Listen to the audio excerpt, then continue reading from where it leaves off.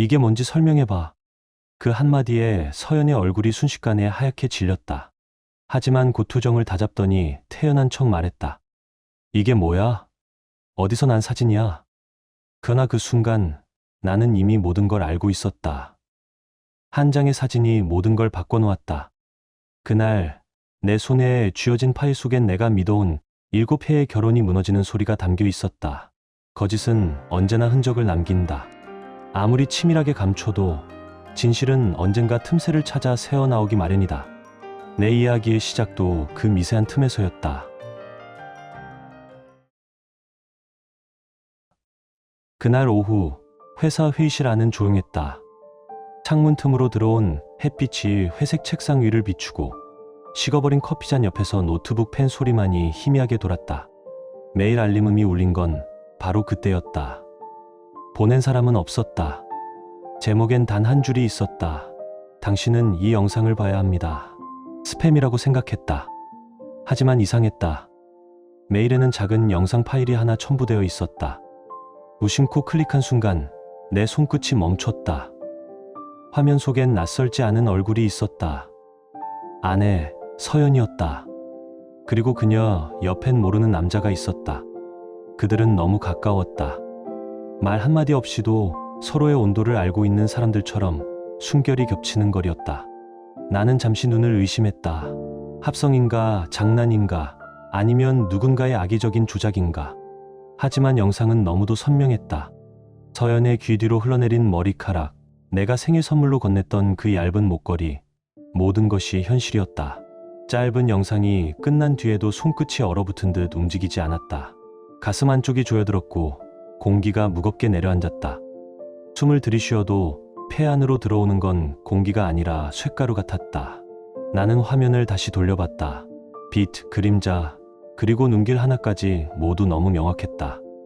그건 오해일 수 없는 종류의 진실이었다. 의자 등받이에 기대려다 멈췄다. 등 뒤로 식은 땀이 흘러내렸다. 머릿속은 텅 비었고 어떤 말도 떠오르지 않았다. 이게 뭐지? 누가 이런 걸 보냈지? 왜 하필 나에게? 질문들이 얽혀들었지만 답은 하나뿐이었다. 내가 믿어온 일상에 균열이 생겼다는 것. 잠시 후 화면이 꺼졌지만 영상 속 장면은 여전히 눈앞에 남아 있었다. 서연의 웃음, 그 눈빛, 그 거리감. 모든 게 낯설었다. 같은 얼굴인데 다른 사람 같았다. 그제야 비로소 깨달았다. 거짓은 이렇게 시작된다. 아무 소리도 없이 가장 믿었던 사람의 미소 속에서 아무리 부정하려 해도 사진 속 여자는 내 아내 서연이었다. 얼굴만이 아니라 그날 입고 있던 속옷, 생일 때 내가 직접 골라준 목걸이, 심지어 손끝의 네일색까지 모든 게 일치했다. 그 사실이 머릿속을 파고드는 순간 사무실 공기가 갑자기 무너져 내렸다. 동료들의 웃음소리, 키보드 소리, 복도에서 들리던 발자국마저 멀어져 갔다. 나는 혼자 다른 세계에 떨어진 듯한 기분이었다. 머릿속은 아득했고 가슴 깊은 곳에서 무언가가 천천히 끓어오르는 걸 느꼈다. 아내가 다른 남자와. 그 생각이 스치는 순간 속이 뒤틀렸다. 손끝이 얼어붙은 듯 스마트폰을 쥐고 있었는데 바로 그때 또 하나의 문제가 도착했다. 이번에는 단순한 영상이 아니었다. 짧은 문장 한 줄이 심장을 정면으로 쳤다. 당신 아내가 이런 일을 하고 있는 걸 알고 있나요? 저도 같은 피해자입니다. 얘기할 게 있으니 연락 주세요. 같은 피해자, 그 말이 머릿속에 맴돌았다. 순간 이 메시지를 보낸 사람이 누군지 직감했다. 그 남자의 아내일 것이다. 몇 분 동안 전화를 걸지 말지 망설였다. 모든 게 꿈이길 바랐지만 손이 먼저 움직였다. 번호를 눌렀고 짧은 신호음이 반복된 뒤 차분한 여성의 목소리가 들려왔다. 여보세요. 안녕하세요. 혹시 방금 문자 주신 분이시죠? 네, 맞아요. 저는 유는경이에요. 아마 충격받으셨을 텐데 죄송합니다. 하지만 더는 모른 척할 수 없었어요. 목소리는 침착했지만 어딘가 단단히 굳어 있었다. 그 속에는 나와 같은 분노와 절망이 섞여 있었다. 같은 상처를 받은 사람끼리만 알아듣는 그 기류가 느껴졌다. 은경 씨는 직접 만나서 이야기하자고 했다. 전화로는 설명하기 어렵다고, 증거를 직접 보여주겠다고 말했다. 나는 망설이지 않았다. 이제는 도망칠 수도 외면할 수도 없었다. 진실을 봐야만 했다. 그날 저녁 우리는 강남의 조용한 카페에서 마주 앉았다. 창가에 앉은 그녀는 40대 초반쯤 되어 보였다. 정제된 말투와 차분한 인상, 그러나 그 눈빛엔 분노와 피로가 서려 있었다. 그녀는 출판사에서 편집 일을 한다고 했다. 모든 걸 말하기 전 한숨을 길게 내쉬었다. 정말 죄송해요. 이런 방식으로 연락드려서요. 하지만 그냥 말로는 믿지 않으실 것 같았어요. 당신도 알아야 한다고 생각했어요. 은경 씨는 가방에서 태블릿을 꺼냈다. 화면을 켜자 여러 개의 폴더가 정리되어 있었다. 영상, 사진, 날짜, 위치 정보까지 완벽했다. 그중 가장 오래된 기록은 2달 전이었다. 제 남편 최재훈이에요. 부동산 개발 일을 하는데 바쁘다는 이유로 늘 집을 비웠죠. 그녀의 목소리는 담담했지만 손끝은 미세하게 떨리고 있었다. 나는 화면을 바라봤다. 거기엔 또 다른 진실이 있었다. 아내와 그 남자, 그 둘의 시간이 내 눈앞에 펼쳐져 있었다. 순간 숨이 멎는 듯했다. 영상 속 2사람의 그림자가 겹쳐지자 내 아내의 마지막 믿음이 산산이 부서졌다. 저도 출판사 일 때문에 평일 낮에는 거의 집에 없어요. 은경 씨의 목소리가 점점 흔들렸다. 감정을 억누르려 애쓰는 게 눈에 보였다. 처음엔 전혀 의심하지 않았어요. 그런데 1달 전부터 이상했어요. 집에 들어오면 다른 냄새가 나더라고요. 향수 냄새였는데 제가 쓰는 게 아니었어요. 그녀는 잠시 말을 멈추고 깊게 숨을 들이켰다. 처음엔 착각이라고 생각했어요. 그런데 반복되니까 결국 카메라를 설치했죠. 거실과 침실에 하나씩. 말끝이 아주 조심스러웠다. 남편 몰래라는 말이 따라붙었지만 그 조심스러움엔 절박함이 섞여 있었다. 은경 씨는 태블릿 화면을 넘기며 말을 이었다. 며칠 뒤에 확인했는데 그 영상들을 보고 숨이 막혔어요. 당신 아내분이 낯선 집에 있더군요. 제 남편과 함께요. 2사람의 행동은 더 이상 변명할 수 없을 정도였어요. 나는 말을 잃었다. 태블릿 화면 속에서 낯선 공간, 낯선 공기, 그리고 익숙한 얼굴이 나란히 있었다. 서연이었다. 그녀는 너무 자연스러웠다. 마치 그 집이 원래 자신의 집인 것처럼. 날짜를 보니까 거의 매주 2-3번씩 만났어요. 주로 평일 낮 시간대예요. 은경 씨의 목소리가 낮게 가라앉았다. 처음엔 믿기 싫었죠. 하지만 증거가 너무 많았어요. 그리고 그녀는 화면을 멈추고 나를 바라봤다. 죄송하지만 말씀드려야 할 것 같아요. 당신 아내 우리 집 냉장고에서 음식을 꺼내 먹고 제 화장품을 쓰는 것도 다 지켰어요. 그 말에 손끝이 굳어버렸다. 서연이 다른 남자와, 그것도 그 남자의 집에서. 그녀의 손이 열던 냉장고, 그 안의 음식, 작은 병 하나까지 머릿속에 그림처럼 그려졌다. 가슴이 조여왔다. 분노가 아니라 모멸감 같은 감정이 먼저 밀려왔다. 나는 아무 말도 하지 못했다. 더 심한 건 이거예요. 은경 씨는 또 다른 영상을 열었다. 그날은 내가 부산 출장을 떠난 날이었다. 영상 속에서 2사람은 하루 종일 그 집에 머물렀다. 마치 신혼부부처럼 한 공간에서 아무렇지 않게 웃고 있었다. 언제부터였죠? 내 목소리는 갈라졌다. 은경 씨가 대답했다. 확실한 건 2달 전이에요. 하지만 더 전부터였을 수도 있어요. 남편이 갑자기 운동을 시작하고 옷을 새로 사고 거울을 자주 보더라고요. 그녀는 비웃듯 입꼬리를 올렸다. 좋은 일이라고 생각했는데 그게 다 다른 여자를 위한 준비였죠. 그녀의 말에 내 머릿속에 한 장면이 스쳤다. 서연도 요즘 들어 화장에 신경을 쓰기 시작했었다. 휴대폰을 볼 때마다 화면을 손으로 가리고 미용실 일이 바쁘다며 늦게 들어왔다. 모든 조각이 맞춰졌다. 그제야 비로소 확신했다. 내가 본 건 착각이 아니었다. 우리의 결혼은 이미 오래전에 금이 가 있었던 것이다. 이제 어떻게 하실 건가요? 은경 씨가 물었다. 그녀의 눈빛은 더 이상 흔들리지 않았다. 솔직히 아직 정리가 안 됐어요. 너무 갑작스럽고 믿기지가 않네요. 내 목소리가 내 것 같지 않았다. 저도 그랬어요. 하지만 이제는 결심했어요. 끝까지 가려고요. 법적으로든 뭐든 책임을 묻겠어요. 혹시 당신도 같이 하실 생각이 있으시면 우리가 함께하는 게 더 유리할 것 같아요. 그녀의 말에는 단단한 결심이 묻어 있었다. 나는 고개를 천천히 끄덕였다. 7해 동안 함께 웃고 울었던 아내가 이런 배신을 했다는 사실을 여전히 받아들이기 어려웠지만 더는 속고만 있을 수는 없었다. 카페를 나서자 바람이 차게 불었다. 서울의 밤은 평소보다 훨씬 길고 무거웠다. 집으로 돌아가는 길, 네온사인이 번지는 창밖의 불빛이 마치 내 마음처럼 흔들렸다. 평소 같으면 20분이면 도착할 거리였는데 그날은 끝이 보이지 않았다. 차 안에 흐르는 라디오의 음악조차 아무 의미가 없었다. 생각이 너무 많았다. 분노와 허탈함, 그리고 아직 남아있는 마지막 미련이 뒤엉켜 있었다. 집에 도착했을 때 서연은 이미 거실에 있었다.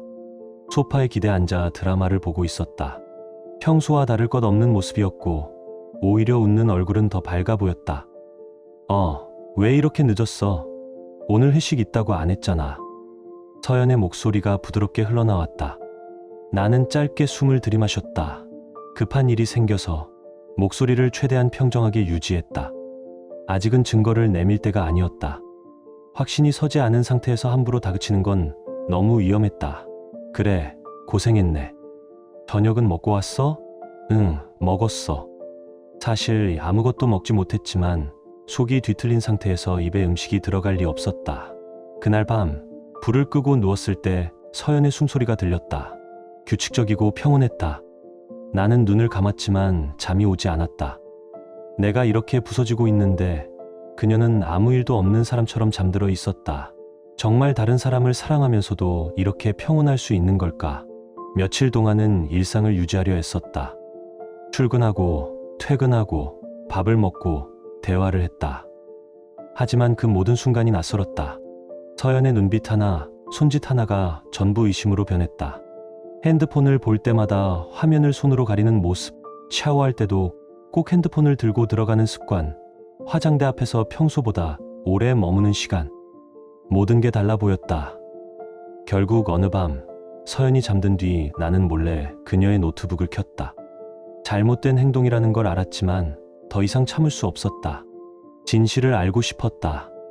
비밀번호는 여전히 우리 결혼기념일이었다.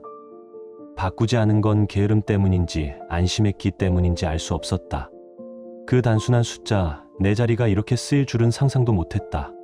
어쨌든 인터넷 검색 기록을 열어본 순간 숨이 막혔다.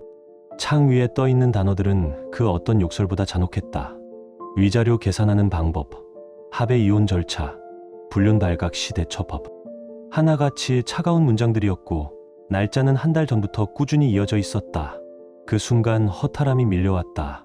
아내가 이미 모든 걸 계획하고 있었다는 뜻이었다. 나와의 결혼 생활을 끝낼 준비를 하면서 동시에 다른 남자와의 시간을 쌓아온 것이다. 그럼 언제부터였을까?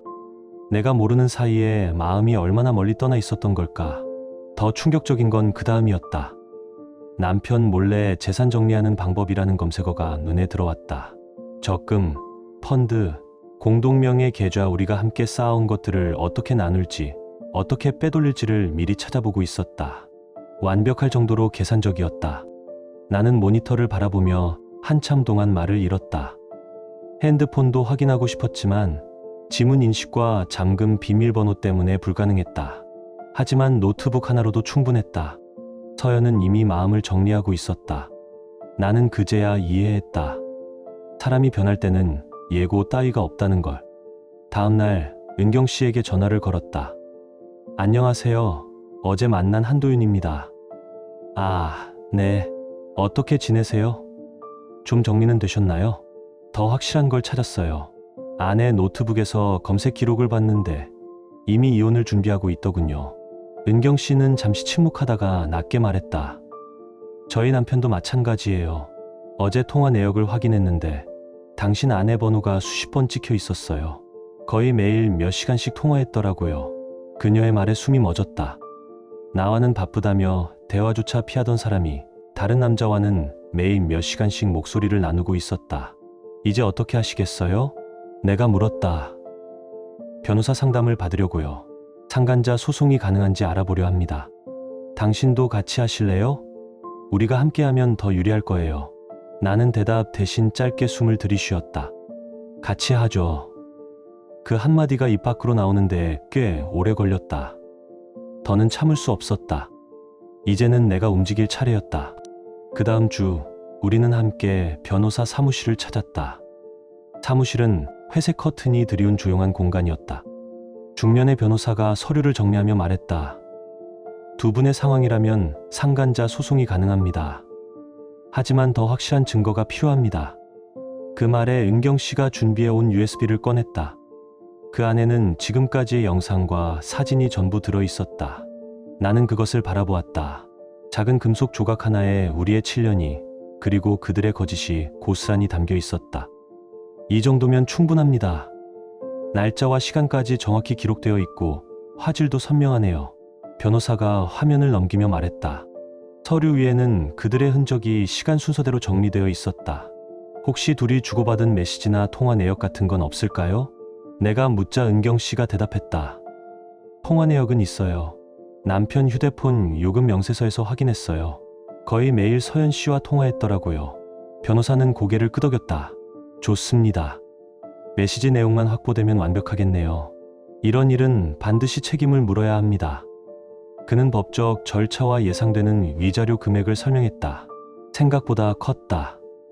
그리고 사회적으로도 타격이 클 거라 덧붙였다. 상대가 조기 합의를 원할 수도 있지만 끝까지 가는 게 나을 수도 있습니다. 확실히 해야죠. 사무실을 나서자 밖은 어둑했다. 계단을 내려가며 은경 씨가 내게 물었다. 정말 끝까지 가실 건가요?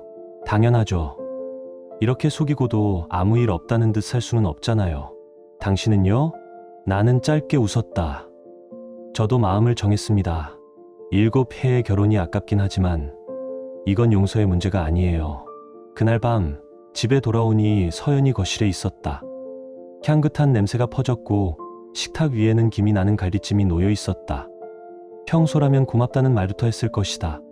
하지만 그날은 이상했다. 그녀의 친절이 낯설게 느껴졌다. 마치 죄책감으로 꾸며낸 일상의 연극처럼. 오늘은 일찍 왔네. 무슨 좋은 일 있어? 서연이 웃으며 물었다. 별일 없어. 그냥 일이 빨리 끝났어. 그래, 잘 됐다. 당신 좋아하는 갈비찜 했거든. 그녀의 미소가 선명했지만 그 안에 무엇이 숨어 있는지 나는 알고 있었다. 식사 내내 서연은 계속 말을 걸어왔다. 요즘 표정이 좀 안 좋아 보여. 회사에서 스트레스 받는 일 있어? 아니야. 괜찮아. 그래도 뭔가 달라. 혹시 내가 뭐 잘못한 거라도 있어? 그 말을 듣는 순간 안에서 무언가가 무너졌다. 정말 모르는 걸까? 아니면 연기일까? 나는 숟가락을 내려놓고 천천히 대답했다. 없어. 그냥 피곤한 것 같아. 그녀는 잠시 나를 보더니 미소 지었다. 요즘 정말 힘들지? 내가 더 잘할게. 그 말이 이상하게 들렸다. 더 잘하겠다고? 그녀는 이미 다른 사람에게 모든 걸 내주고 있었다. 하지만 지금 내 앞에서는 걱정하는 척 내 손등을 감싸고 있었다. 그 손끝이 따뜻했지만 나는 그 온기를 느낄 수 없었다. 그날 밤 불 꺼진 침실 안에서 나는 처음으로 확실히 느꼈다. 이제 우리가 같은 방에 있어도 같은 세상에 있지 않다는 것을.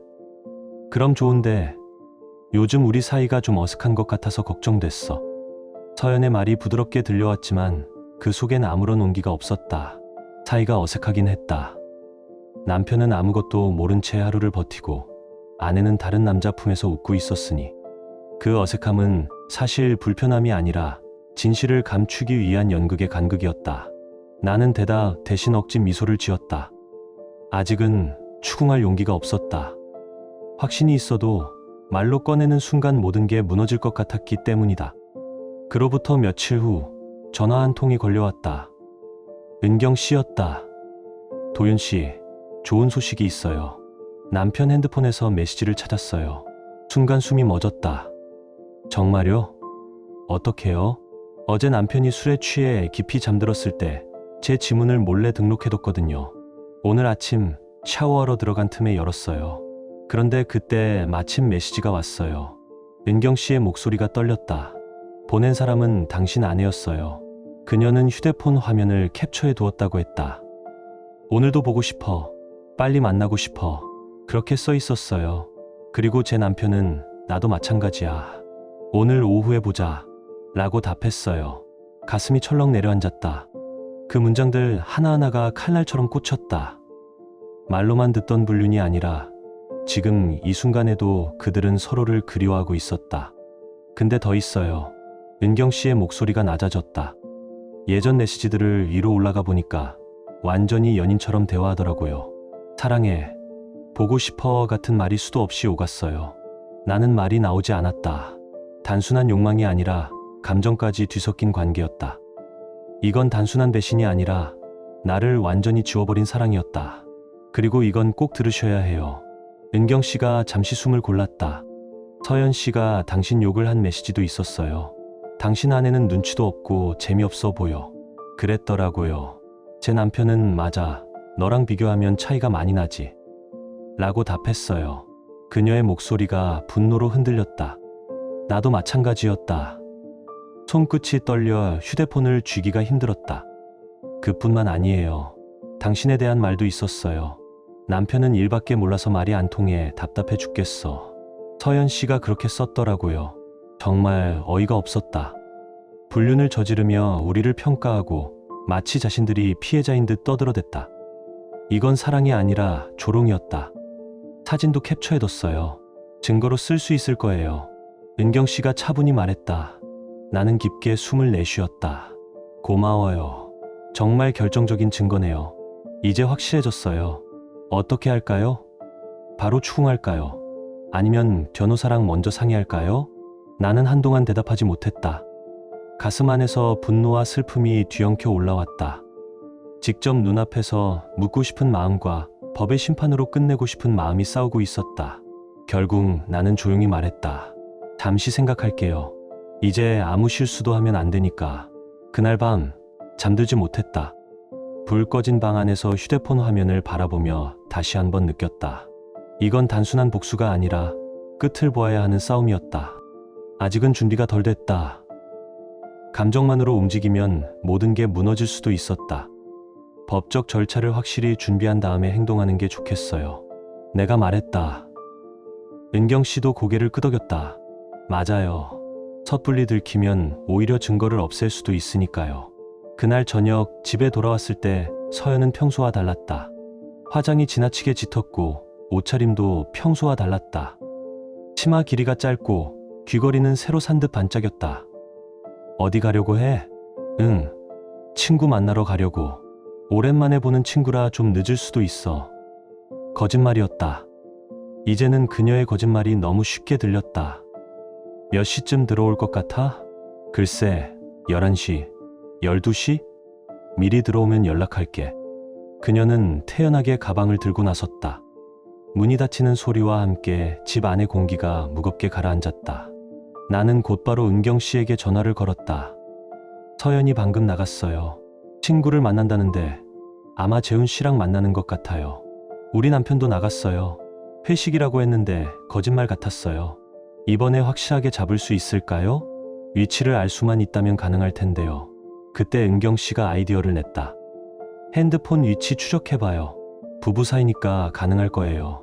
우리는 각자 배우자의 위치를 확인했다. 잠시 후 화면 위에 찍힌 위치가 같았다. 서울 도심의 한 호텔이었다. 정말 뻔뻔하네요. 이제는 아예 호텔까지. 은경 씨의 목소리가 낮게 떨렸다.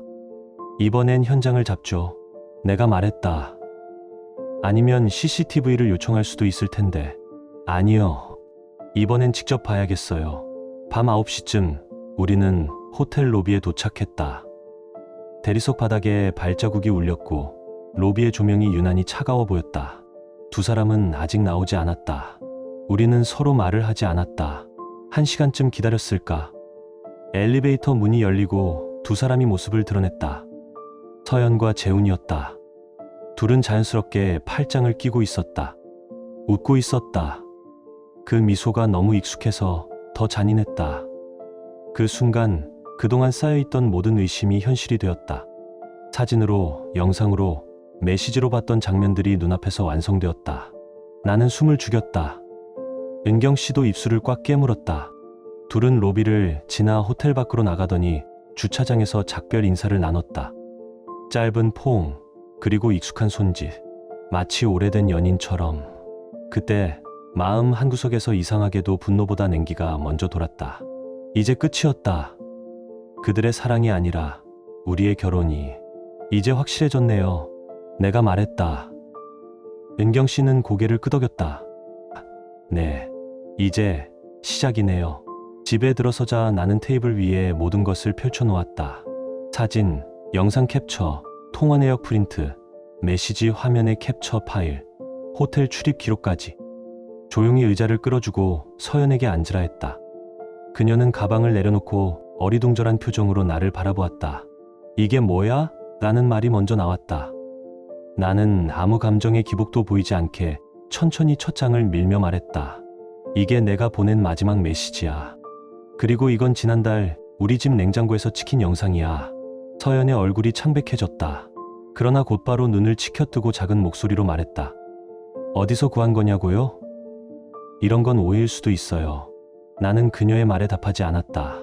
대신 두 번째 사진을 밀어 놓았다. 서로 팔짱을 끼고 호텔 로비를 걷는 두 사람의 모습이 선명했다. 그녀의 손이 그 남자의 팔에 닿아 있었다. 설명해봐. 나는 간결하게 말했다. 서연은 숨을 크게 들이마시더니 거짓말처럼 담담하게 말했다. 그 사람과는 일밖에 없어요. 당신 오해하지 마요. 그 순간 나는 웃음을 참을 수 없었다. 웃음은 조롱이었고 동시에 질문이었다. 일이라면서 호텔 로비에서 팔짱을 끼고 나오나? 당신의 일은 내 집 냉장고에서 음식을 꺼먹는 건가? 그녀의 입술이 떨렸다. 눈가가 붉어졌다. 미안해요. 그 말이 나왔다가 사라졌다. 금세 그녀는 다시 고개를 들며 변명하듯 말을 이었다. 나는 잘못했어요. 그런데 이건 단지 실수였어요. 당신을 잃고 싶지 않아요. 나는 그 말들을 듣고도 평온을 유지했다. 이미 모든 사실은 정리되어 있었고 내가 원하는 것은 진심 어린 책임의 인정이었다. 그 어떤 격한 장면도 고함도 없었다. 오직 사진과 문서 앞에서 그녀의 표정만이 진실을 말해주었다. 이게 뭔지 설명해봐. 서연의 얼굴이 순식간에 하얗게 질렸다. 하지만 곧 표정을 다잡더니 침착한 척했다. 이게 뭐야? 어디서 난 사진이야? 나도 모르겠어. 그 목소리엔 두려움보다는 거짓된 여유가 섞여 있었다. 그럼 이것도 봐. 나는 두 번째, 세 번째 사진을 차례로 내밀었다. 호텔 로비, 주차장, 그리고 카페 창가. 모두 그녀와 재훈이었다. 서연은 당황한 기색을 감추지 못했지만 여전히 말을 돌리려 했다. 이상하네. 합성 아니야? 누가 장난친 것 같은데. 나는 짧게 웃었다. 합성이라면 이건 뭐로 설명할래? 이번엔 메시지 캡처를 보여줬다. 오늘도 보고 싶어. 너 없으면 하루가 너무 길어. 그리고 우리가 비하당하는 문장들. 그녀의 얼굴이 서서히 굳어갔다. 그제야 자신이 더 이상 숨을 곳이 없다는 걸 깨달은 눈빛이었다. 이건 어떻게 알아냈어? 재훈이 아내가 말해줬어. 내가 그 집에서 무슨 짓을 했는지도 다 찍혀 있어. 서연은 고개를 숙였다. 잠시 정적이 흐르고 울음소리가 방 안에 번졌다. 미안해.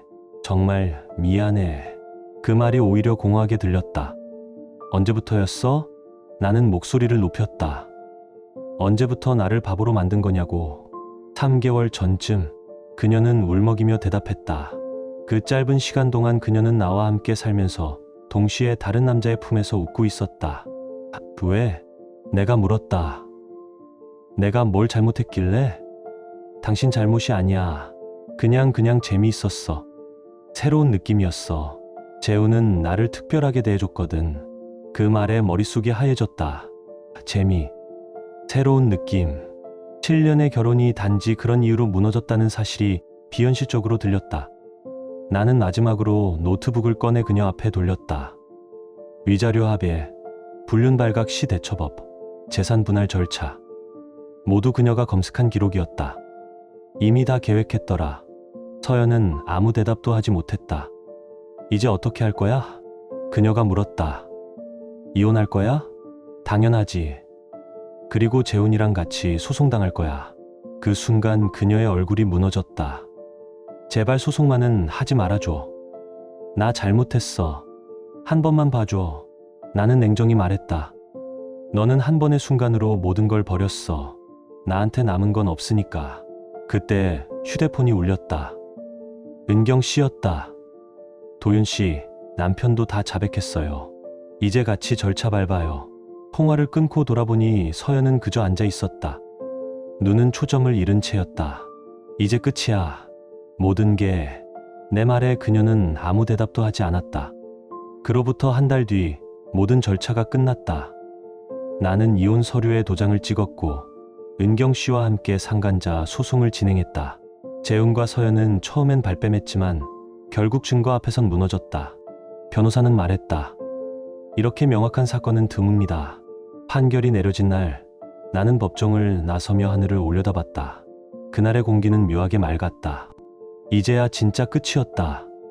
사랑도 분노도 미련도 모두 다. 법정에서 재훈과 서연을 마주했을 때의 감정은 복잡했다. 분노가 끓어오르면서도 그들의 초라해진 모습을 보니 이상하게도 허탈했다. 그토록 자신만만하던 두 사람은 이제 피고석에 앉아 있었다. 재훈은 부동산 개발로 큰돈을 벌던 사람이었지만 이번 사건으로 막대한 위자료와 손해배상을 지불해야 했다. 그의 변호사조차 서류를 넘기며 한숨을 내쉴 정도였다. 서연도 다르지 않았다. 미용실에서 벌던 돈으로는 감당할 수 없어 결국 부모님께 도움을 요청했다고 들었다. 그러나 그보다 더 치명적인 건 체면과 신뢰였다. 이 사건이 법정으로 가면서 모든 것이 드러났고 소문은 삽시간에 퍼졌다. 재훈은 사업상 파트너들에게 외면당했고 서연은 미용실을 그만둔 뒤 자취를 감췄다. 스스로 무너진 결과였다. 그 후로 은경 씨와 나는 종종 연락을 주고받았다. 우리는 피해자였지만 동시에 서로의 고통을 이해하는 동지였다. 요즘 어떻게 지내세요? 은경 씨가 물었다. 그럭저럭 괜찮아요. 처음엔 힘들었는데 이제는 오히려 후련해요. 그녀는 고개를 끄덕였다. 저도요. 물론 7년이라는 시간이 아깝긴 하지만 이런 사람과 더 오래 살았다면 더 깊이 무너졌을 거예요. 그 말에 나도 웃었다. 맞아요. 지금이라도 알게 돼서 다행이에요. 재훈이는 어떻게 됐대요? 완전히 망했어요. 사업도 끊기고 거래처도 떠나고 서연 씨랑도 결국 헤어졌다고 하더라고요. 그 말을 듣는 순간 속이 뻥 뚫렸다. 그들은 서로를 사랑한다고 말했지만 결국 위기 앞에선 가장 먼저 등을 돌린 사람들이었다. 서연 씨는요?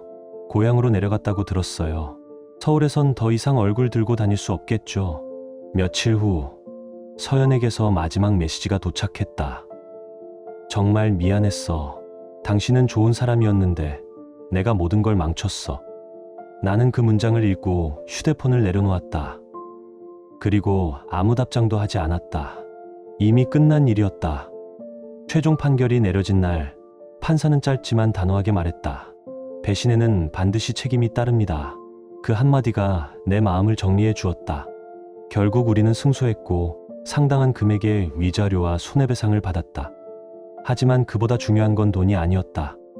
정의가 실현되었다는 사실. 잘못한 사람들이 마땅한 대가를 치렀고 피해자인 우리가 존엄을 되찾았다는 것. 그날 법정을 나서며 나는 하늘을 올려다봤다. 유난히 맑은 날이었다. 모든 것이 무너진 자리에서 다시 시작할 수 있을 것 같았다. 요즘 나는 회사 일에 더 집중하고 오랫동안 미뤄뒀던 취미 생활을 다시 이어가고 있다. 이제야 비로소 마음이 고요해졌다. 그리고 깨달았다. 끝은 언제나 고통스럽지만 그 고통이 지나가면 진짜 자유가 찾아온다는 걸. 소연 씨도 같은 말을 했다. 결국 우리가 이긴 거네요. 그 말에 나도 고개를 끄덕였다. 맞아요. 정말 속이 시원한 결말이에요. 지금 돌이켜보면 그날 소연 씨가 용기를 내어 나에게 연락하지 않았다면 나는 아직도 아무것도 모른 채 그 거짓된 일상을 살아가고 있었을지도 모른다. 그랬다면 더 큰 상처를 받았을 것이다. 하지만 다행히 진실은 드러났고 잘못한 사람들은 모두 그 대가를 치렀다. 불륜을 저지른 그들은 결국 아무것도 얻지 못했다.